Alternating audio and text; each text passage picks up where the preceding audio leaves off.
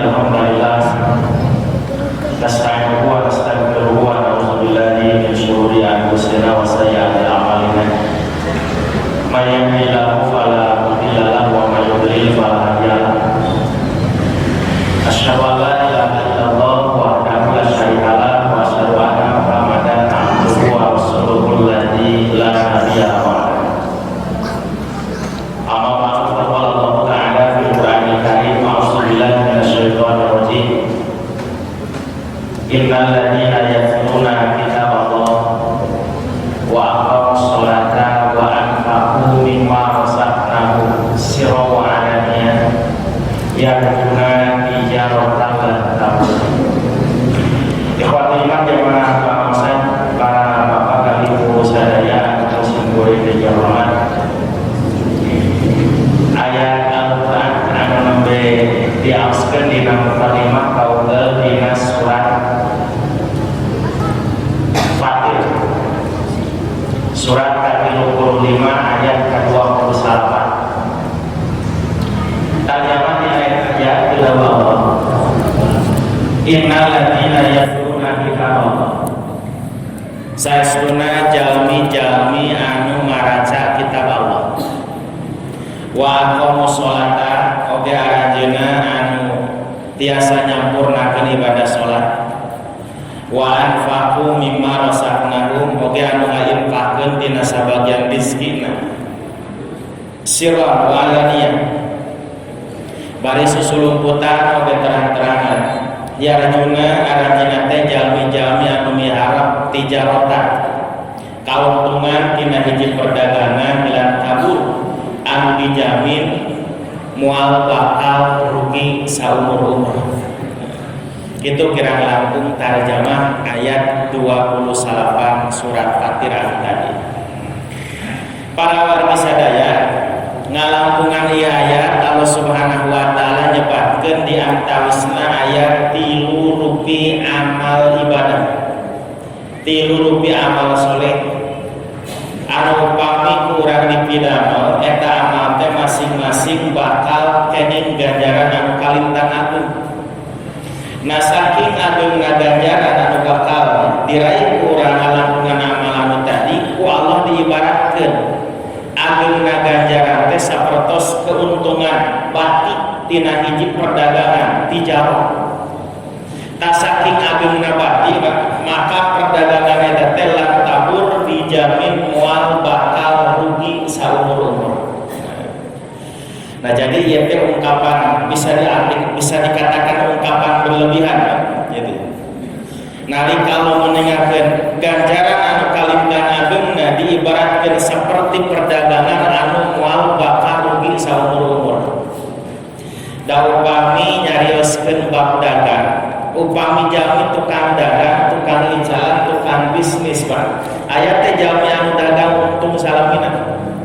Moal aya. Anu namina dagang untung rugi itu biasa. Marema sepi itu biasa. Rame ti istri itu sudah biasa. Bahkan aya jalmi anu dagang Pak dibere modal berulang kali sabaraha kali nepi kabean jeung modal itu loh Pak.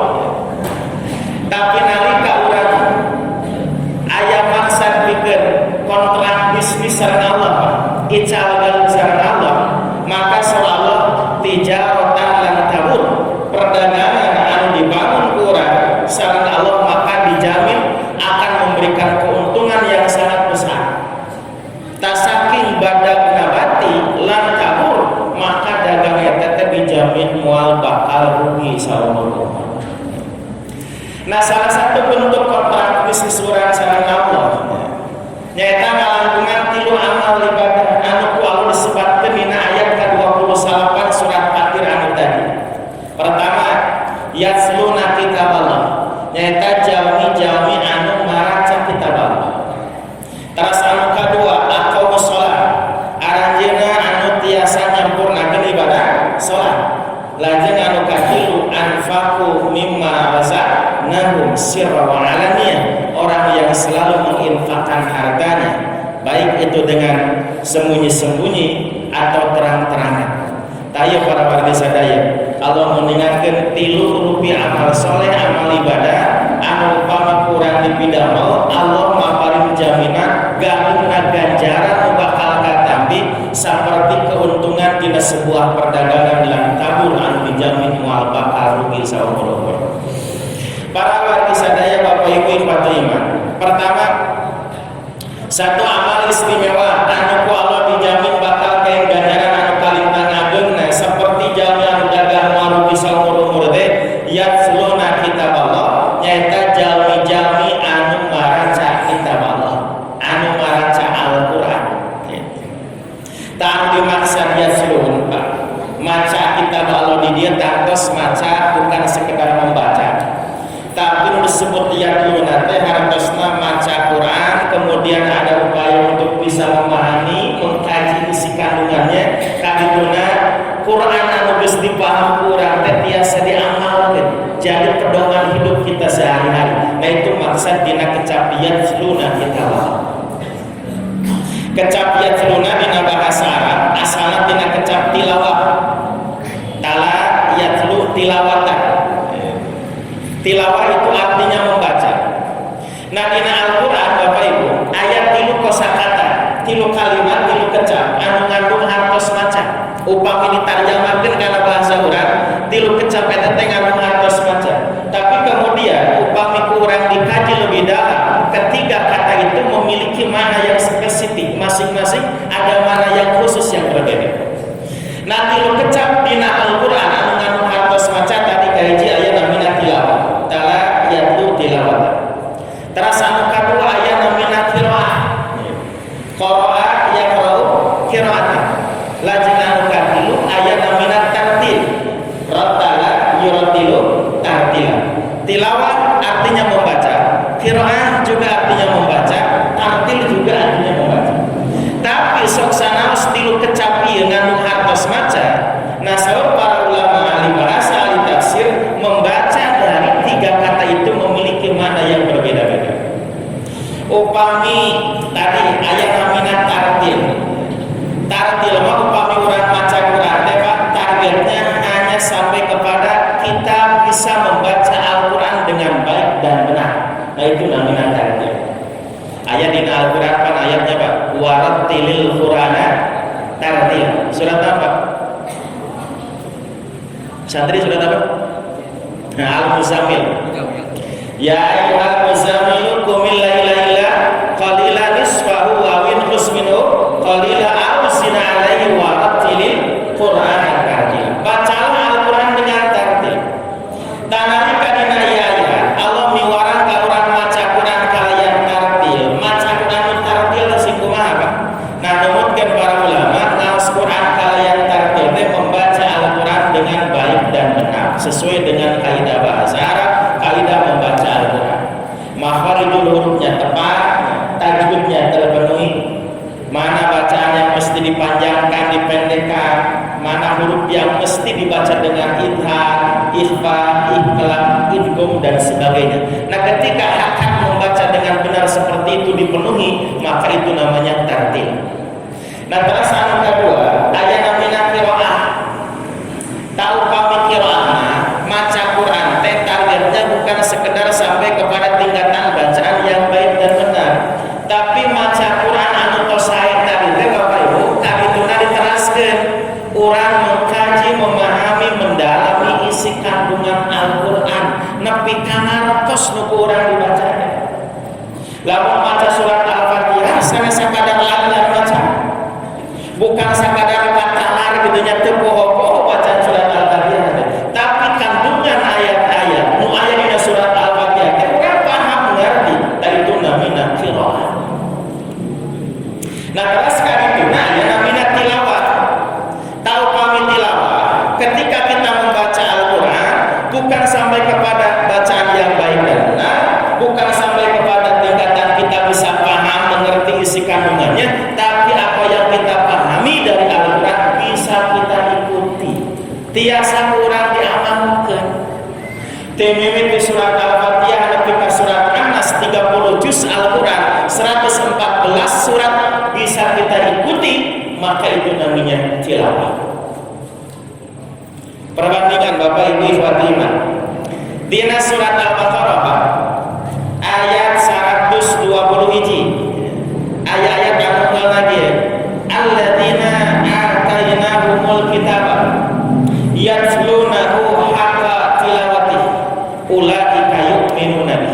wa may yakfur bihi fa ulaika humul khasirun.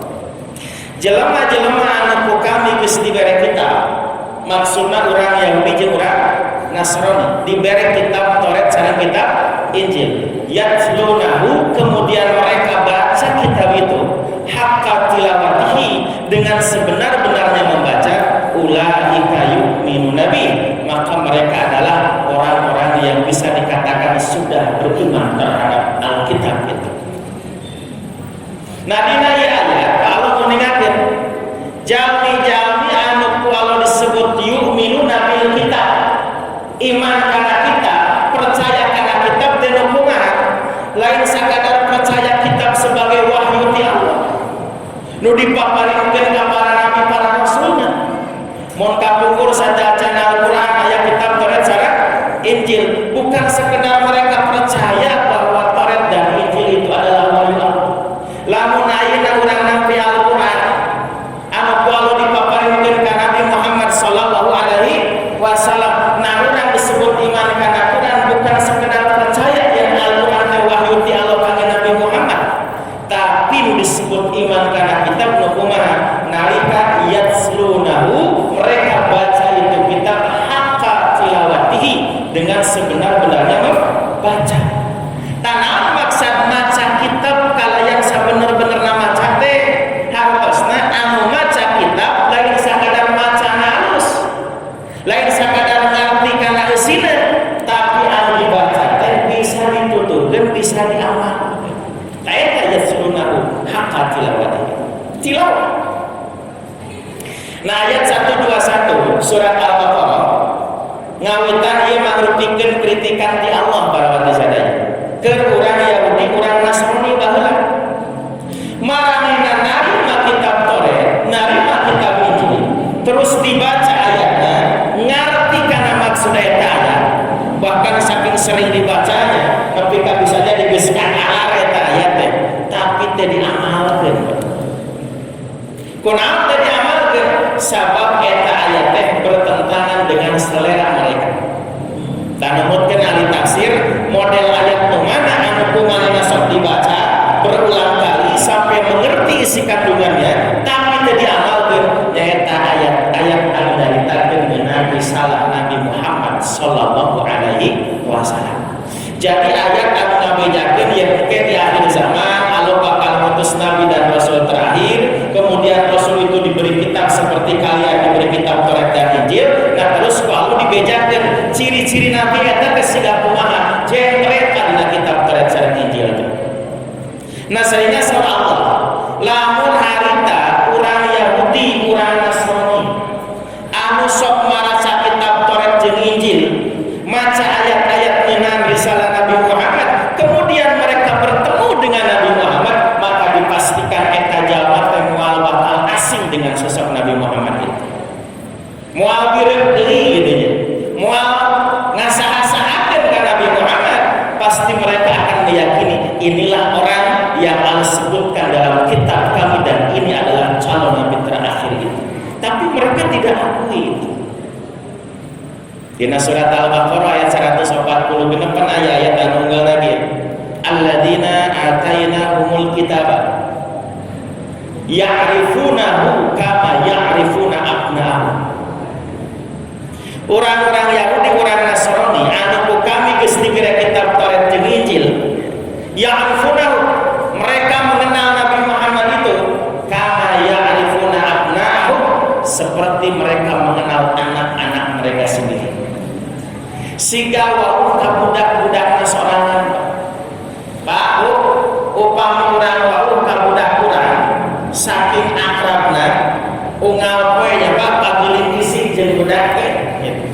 Maka dipastikan bakal apal ka budak teu kedah ningali rarayana.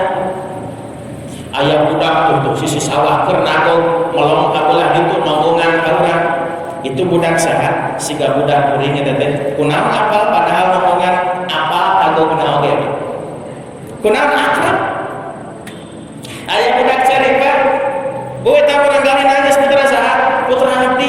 Geuning apal? Apal cerikna oge eta teh. Irama menangisna nada cerikna apal, Pak. Kunaon saking akrab?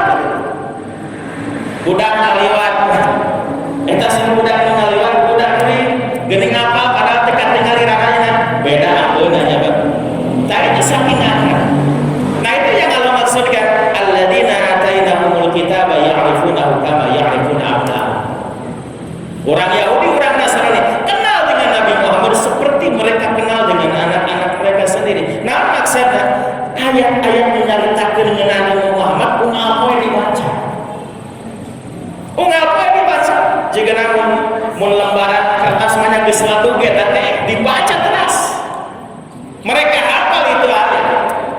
Karena hakikatnya orang Yahudi, orang Nasrani pun dulu itu menunggu-nunggu siapa gerangan orang yang akan diutus oleh Allah sebagai nabi terakhir itu diangkosan bae teh.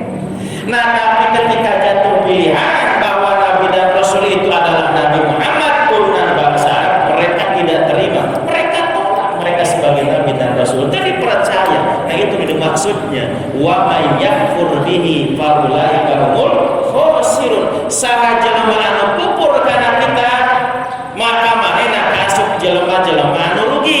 Saha anu kufur kana kitab teh para warga sadaya nyaeta jelema anu maca kita ngarti kana isina ayatna bolak-balik dibaca tapi teu diamalkeun parentahna. Itu kufur kana kita.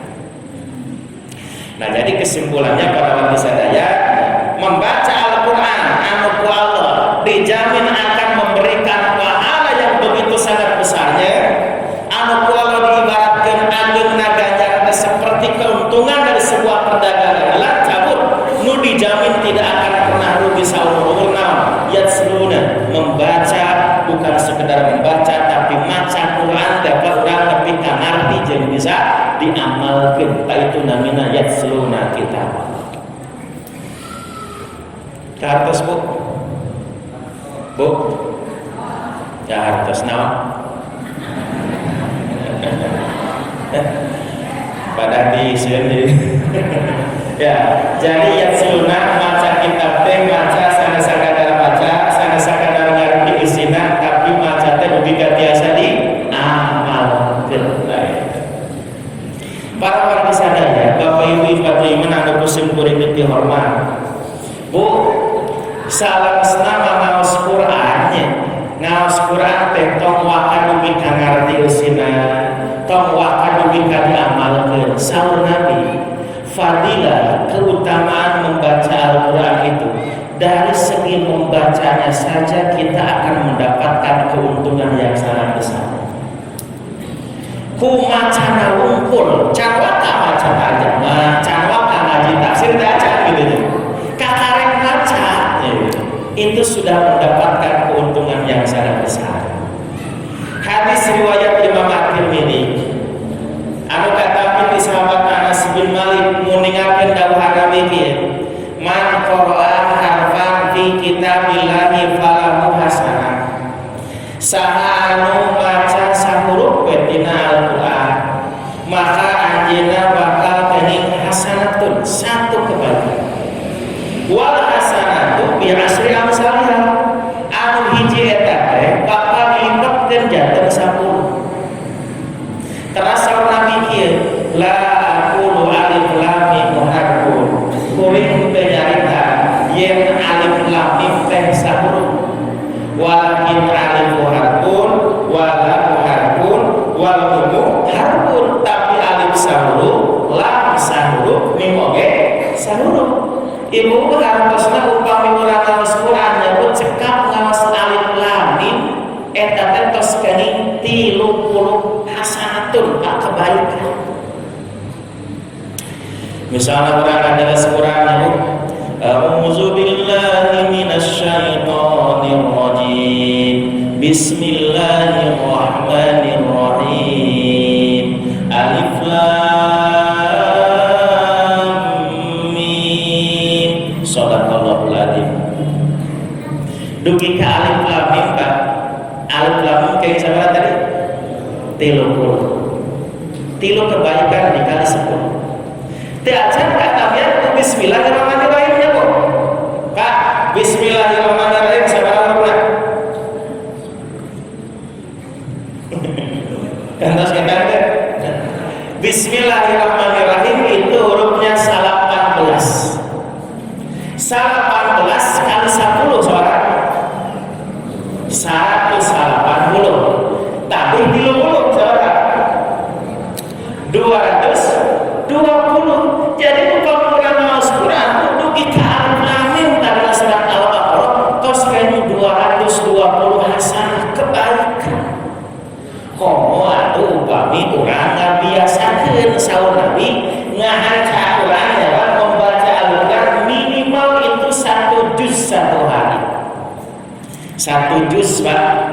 hiji huruf nata.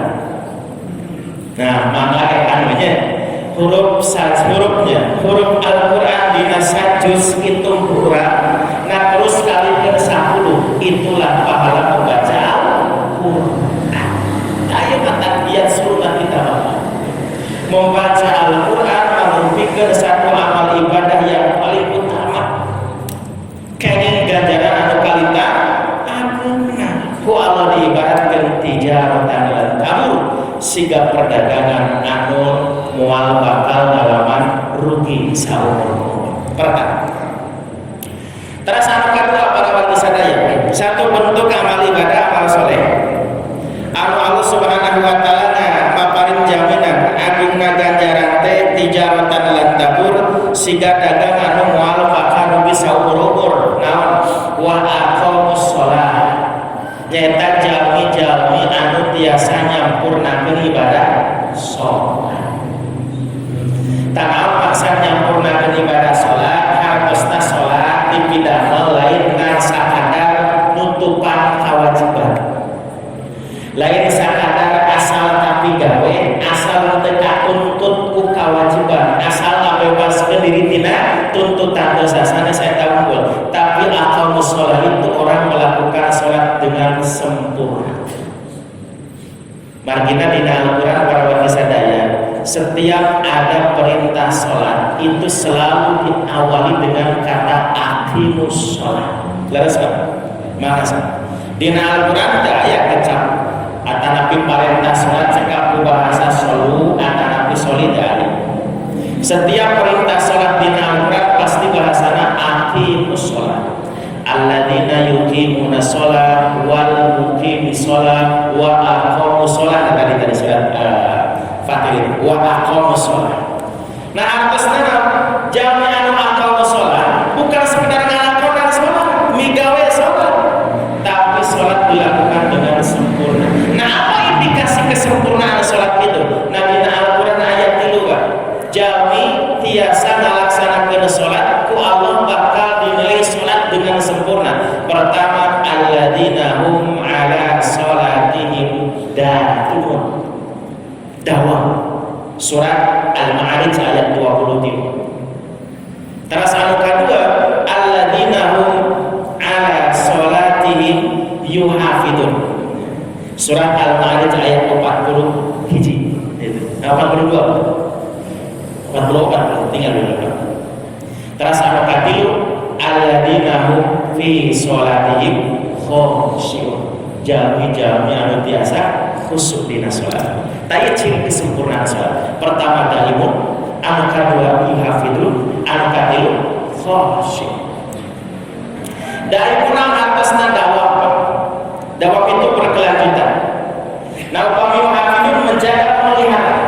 Nah secara bahasa antara kata daimun dan yuhafidun mungkin terbatas dan maksudnya. Upami jami dawam karena sholat teras-terasan sholat berarti gambaran jami teh jami anu rajin miara ibadah sholat. Upami jami yuhafidun selalu menjaga sholat, maka dipastikan sholatnya bakal dawam. Nah tapi ada sapali anu tafsir anu nyepi ngabentenkeun antara maksud kecap daimun sareng yuhafidun teh. Upami daimun dawam sholat itu lebih kepada urusan waktuna sholat pak dijaga dipelihara. Timimiti sholat anu wajib nepi ka sholat anu sunat. Bahkan sholat sunat pun tidak sebatas rawatib, qobliyah ba'diyah. Wengi rajin sholat tahajudna, siang rajin sholat duha.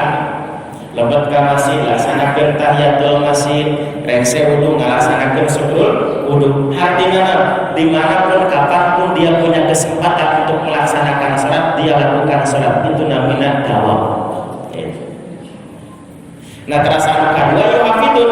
Nah upami yuhafidun ngajaga miara sama-sama ahli tafsir ini lebih kepada kesempurnaan di bab kaifiyah, tata cara mempraktekkeun. Tikawin bacaan-bacaan sholat, gerakan sholat, dimimiti takbiratul ihram dugi ka salat, maka cara sholatnya benar-benar sempurna sesuai dengan tuntunan sholat Rasulullah sallallahu alaihi wasallam. Nah itu namanya yuhafidun. Nah terus anu katilu puncak kesempurnaan sholat itu adalah khosyi'un alladzina hum fi sholatihim khosyi'un, jami anu biasa khusyuk dina waktu sholat.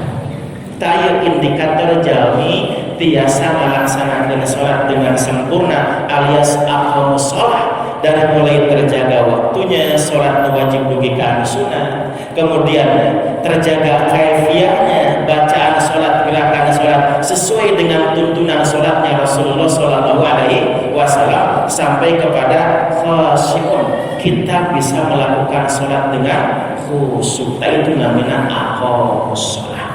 Tahu bahwa orang Pak biasa melaksanakan sholat dengan sempurna seperti ini, maka ibadah sholat orang bakal kain ganjaran anu kalintang agung.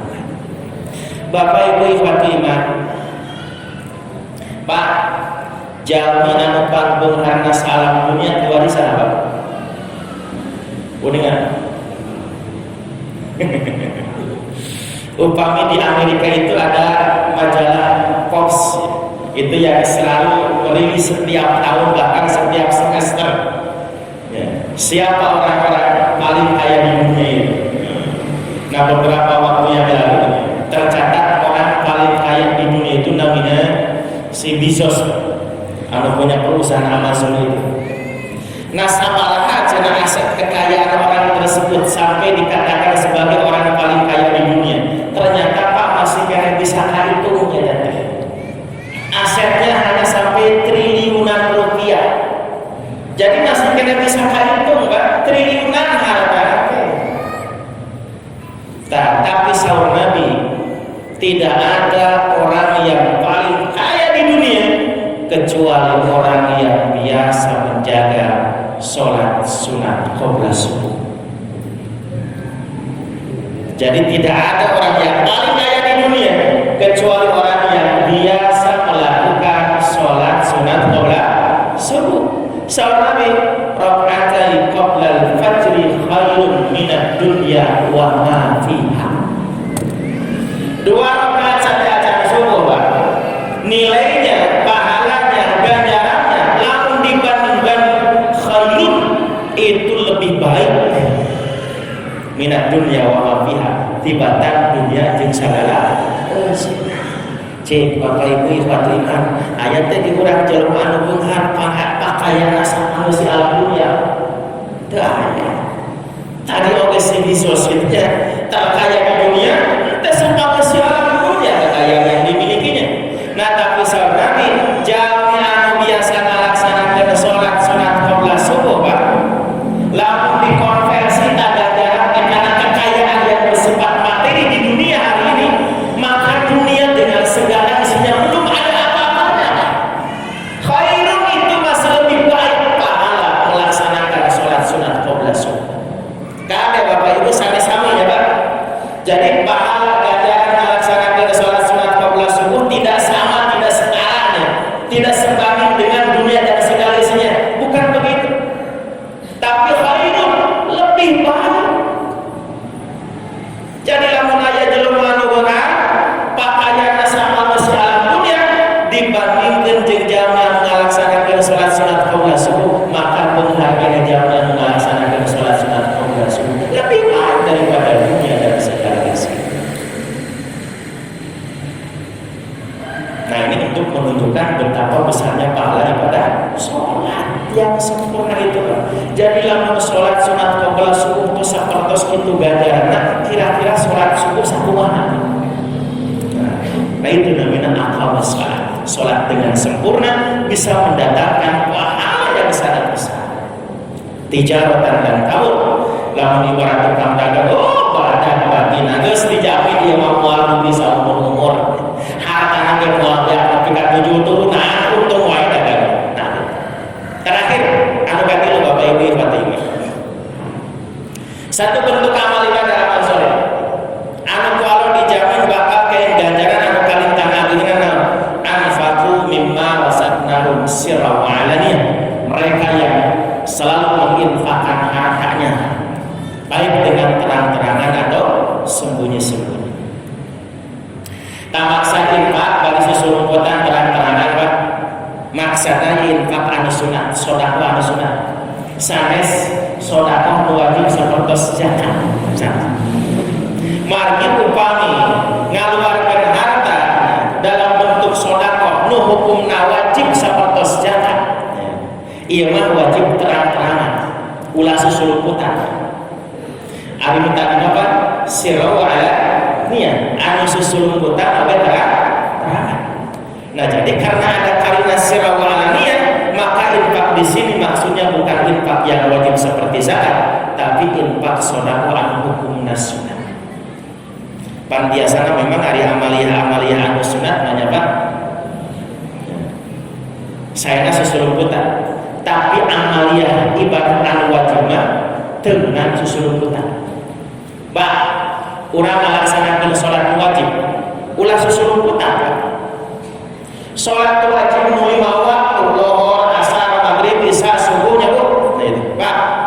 Ieu kedah terang-terangan, batur kudu apal urang teh sok salat. Malah geuning keur pameget mah nya lain sakadar masuk salat, itu kudu kamasih salatna teh. Min amalul si eta teh sok salat. Kunaon ka ngalaksanakeun salat wajib kedah terang-terangan ulah susulumputan, sabab lamun susulumputan isingkeun urang teh dituduh tara salat. Gajeuna engkau ngarana haji. Gitu. Kamu kana geus bolak-balik tapi tara katempo sok salat. Cek si haji kata, emang lamun kuring salat kudu bebeja ka peang gitu. Kudu bebeja ka mana? Keuna urusan salat urusan kuring jeung Allah sok salat. Sok diimah kuring gitu. Nah, kan salat wajib kan bisa gitu. Salat wajib kan kudu apal bantu urang teh sok salat. Sabab lamun tara katempo salat, engke di sini sana urang tara salat. Komo di zaman Nabi penting eta teh nembongkeun identitas Pak urang teh sok salat. Pak di zaman Nabi masalah terjadi pembeda. Zaman akhir jeung zaman muslim, sahabat Nabi jeung zaman akhir cirina naon salat sahabat Nabi. Al-farqu bainal muslim wal kafir tarkus salat. Beda zaman muslim jeung kafir teh ninggalkeun salat. Di zaman Nabi kapungkur lamun jalmi anu sok salat berarti umat Islam, eta teh sahabat Nabi. Lamun kana salat berarti jamaah kafir. Nah itu di zaman Nabi. Tapi ayeuna mah tara salat mah umat Islam nya. Nah, jadi salat wajib kedah katingali batur apaleun. Nah, upama salat sunat mah mangga eta mah sae di bumi disumputkeun. Afdhalus sholatil mar'i fi baitihi illal maktubah. Pan afdhalna salat hiji jam teh di bumina illal maktubah kecuali salat anu wajib. Jadi upami sholat sunat mah saya di bumi, kunaon saya di bumi ini dalam rangka meminimalisir sifat ria. Itu. Anu wajib ada kudu diminimalisir sifat ria, ada eta mah wajib gitu nya, malah kudu digabung. Nah, infak oge, infak anu sirran wa alaniyah, sembunyi atau terang-terangan itu lebih kepada infak sedekah anu hukumna sunat. Sanes zakat anu hukumna wajib. Da ari zakat anu hukumna wajib mah ulah disumput-sumput Bapak Ibu. Urang jalma beung harta lobanya. Mun dirawis kitu ku ambilin teh geus wajib zakat dina masing-masing harta. Eta teh kudu kanyahoan ngaluarkeun zakat nasabana. Jadi ulah disumput-sumput. Bisi engke timbul tuduhan ngecret teh jelema beung haji loba duitna usahana di mana-mana tapi tara ketemu ngaluarkeun zakat. Oh, sakuring zakat kan kuring langsung dipikeun ku sorangan teu kudu dibeja-beja. Tah zakat mah ulah disumput-sumput Pak. Kudu tembok batur akal gitu. Minimal ahilin begitu nya akalin urang sabangarkeun zakat. Nah, lamun infak sedekah anu hukumna sunat, nembe sae disumputkeun. Dina surat Al-Baqarah ayat 271 intubdus shadaqati fa mimma hiya wa intukhfuha wa tu'tuha fuqara fa huwa khairul lakum. Lamun anjeun nembongkeun sedekah. Nah, surat Al-Baqarah 271 pas sedekah ini sedekah sunat. Saya zakat wajib.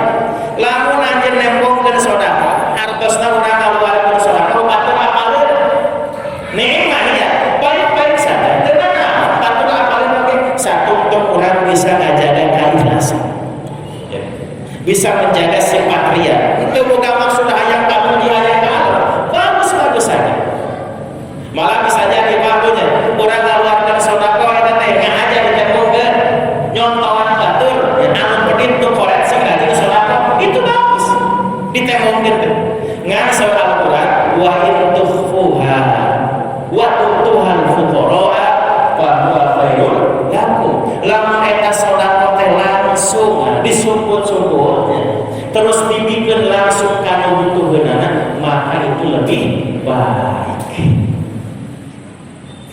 Nah, jadi ada sedekah yang baik, ada sedekah yang lebih baik. Yang lebih baik itu apa? Infak sedekah anu kurang disebut-sebut, dirahasiakan, sirah.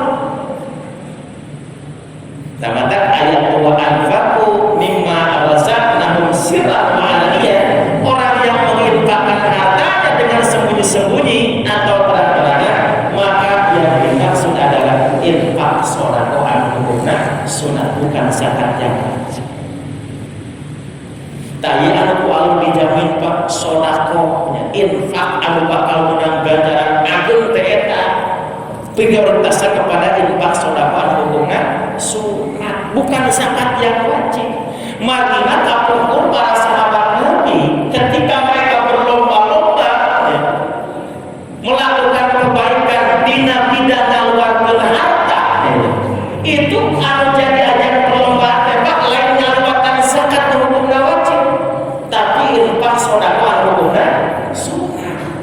Da anu zakat mah batur oge loba nu sok ngaluarkeun zakat, tapi nu sedekah mah itu berbeda.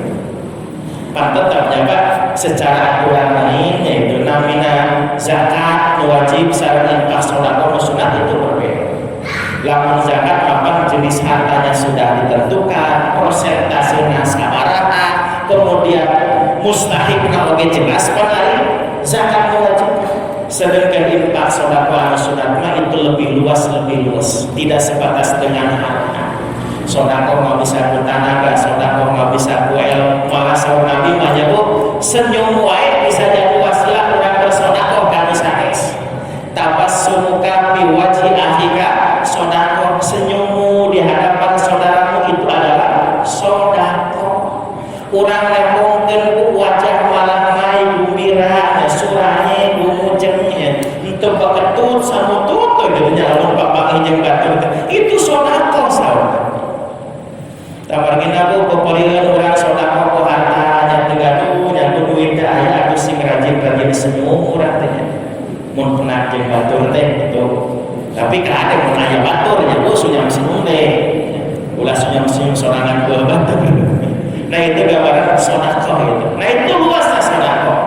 Tidak sebatas harta. Termasuk persentase apa sedekah itu lebih luas. Tidak sebatas 2,5%, 5%, 10%. Panamina zakat makanya zakat rata-rata 2,5%. Zakat malah Nusantara sekali rata-rata 2,5%. Tidak ada zakat malah 50% aja tak ya? Tidak ada. Tapi sedekah mah Bapak Ibu bisa 50%, bisa 75%, bisa 100% sedekah. Kampung sahabat Nabi seperti itu, mereka berlomba-lomba dalam sedekah bukan dalam zakat. Satu ketika sahabat Umar bin Khattab sumping kana banyak bade masrahkeun 50% aset kekayaannya pikeun infak fisabilillah. Umar bin Khattab satuna hartana disedekah. Telah sumping sahabat Abu Bakar As-Siddiq anjeunna masrahkeun Pak sadaya hartana pikeun infak di jalan Allah. Duki kan heran sana sahabat kumpul Nabi yang harus ka Abu Bakar. Saur Nabi ieu ma'afaita li ahlika wa waladika ya Abu Bakar. Wahai Abu Bakar, rasana anjeun ieu nyodakeun harta sadaya nu dipilih ku anjeun. Teu bisa saeun saperak-perak acan. Jeung jang lima jang bartak jang keluarga ada bukan yang bisa saeun. Maka dengan penuh keyakinan Abu Khairullah wa Rasulullah kuriman cekap ngantunkeun Allah sareng Rasulullah. Sebegitu yakin Abu Bakar menginfakkan semua hartanya. Nah, sahabat yakin Allah bakal memberikan balasan yang sangat besar. Ada nabi kasus Utsman bin Affan dengan bapak ibunya. Ketika musim paceklik tiba, Utsman bin Affan nyanak dagangan di Syam ka Madinah kan. Sabaraha lamun kiwari sabaraha kontainer ieu. Nah di Madinah para tengkulak itu sudah siap rek meser barang di Utsman bin Affan bahkan dengan harga yang tidak wajar berkali-kali lipat di atas harga normal.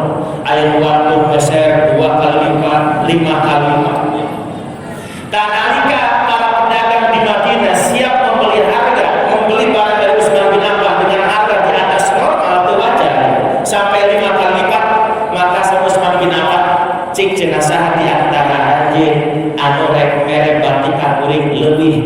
kali lipat.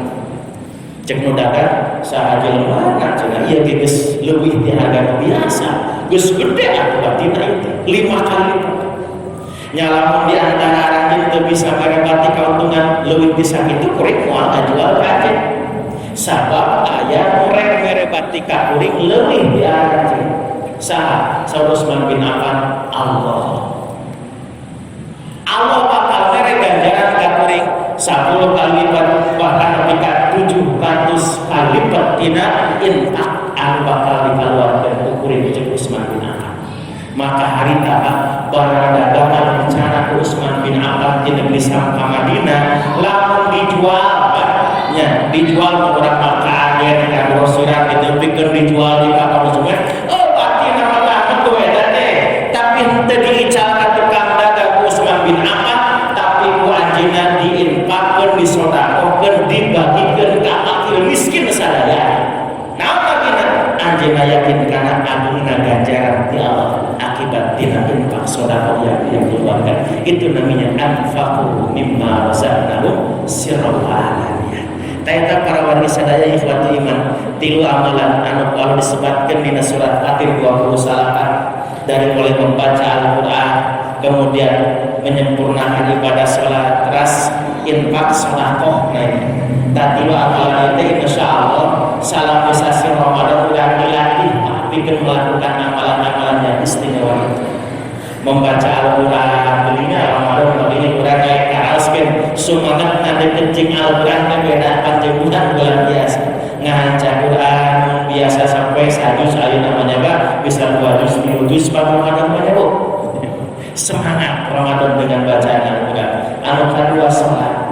Berupaya untuk meningkatkan kesempurnaan salat bukan cuma yang wajib tapi yang sunat. Di bulan Ramadan maka salat penting, salat nepi ka kalimat sapenting penting aja. Terus orang dilakukan ini dalam rangka menyempurnakan ibadah salat, termasuk anfaqu mimma razaqnahum. Orang di bulan Ramadan banyak yang semangat berinfak, semakin meningkat. Tinggal di masing-masing setiap menjelang maghrib siap dengan takjil, termasuk kayaknya ini siap itu. Insya Allah itu karena motivasinya semangat berinfak lantaran Allah Subhanahu Wa Taala tadi makarin jaminan wa anfaqu mimma razaqnahum sirran wa alaniyah yarjuna tijaratan la tabur. Orang yang berinfak bersedekah di jalan Allah baik terang-terangan ataupun sembunyi-sembunyi itu ibarat mereka sedang transaksi bisnis dengan Allah. Ical dari segala Allah. Lamun orang siapa waktunya mesran masalah bermodal Allah maka dipastikan eta modal bakal diwihkeun kalayan untung anu kalitan. Ikhwati iman jamaah pangaosan rahimakumullah cekap sakitu anu kadugikeun mudah-mudahan tiasa janten tadbir kana urang sadaya. Kirang langkung nanyamunkeun dihapunten dipungkas Rabbana atina fid dunya hasanah wa fil akhirati hasanah wa qina adzabannar.